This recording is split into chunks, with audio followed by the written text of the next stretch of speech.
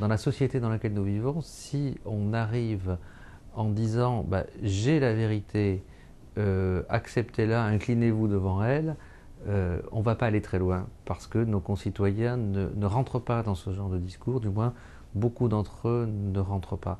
Et je crois que la bonne porte d'entrée, c'est d'arriver comme des personnes qui posent des questions à la société, qui interpellent la société. Si on veut faire bouger la société, si on veut éveiller les consciences, je pense aux questions de bioéthique par exemple, à la question du début de la vie, à la question de la fin de la vie. Si on veut éveiller les consciences, il ne suffit pas de marteler un discours, il faut déjà, je dirais, réclamer le droit de pouvoir poser des questions. Celui qui arrive en assénant, je dirais, à grands coups de massue, une vérité ne dérange personne.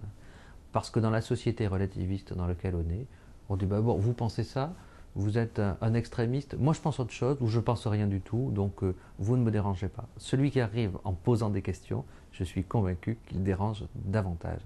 Et je crois que notre vocation, elle est de déranger. C'est-à-dire que moi je ne fais pas un journal comme La Vie, un hebdomadaire chrétien d'actualité, si ce n'est pas pour déranger la pensée unique. Si c'est pour penser comme tout le monde, si c'est pour suivre tout le monde, si c'est pour avoir peur d'être ringard parce qu'on pense différemment, eh bien il vaut mieux fermer la boutique et faire autre chose. Le discours christiano-chrétien qui nous caresse dans le sens du poil nous fait plaisir, il nous rassure. Je n'ai rien contre a priori, mais je crois qu'il est anti-missionnaire. C'est-à-dire que si justement on se situe dans une perspective de rayonnement de la foi chrétienne dans notre société, il faut, dans son vocabulaire déjà, dans son attention aux questions de société, dans son écoute du monde tel qu'il est, il faut être extrêmement attentif à ne pas passer son temps à se regarder le nombril en se disant nous sommes les meilleurs, nous avons la vérité, le monde est mauvais.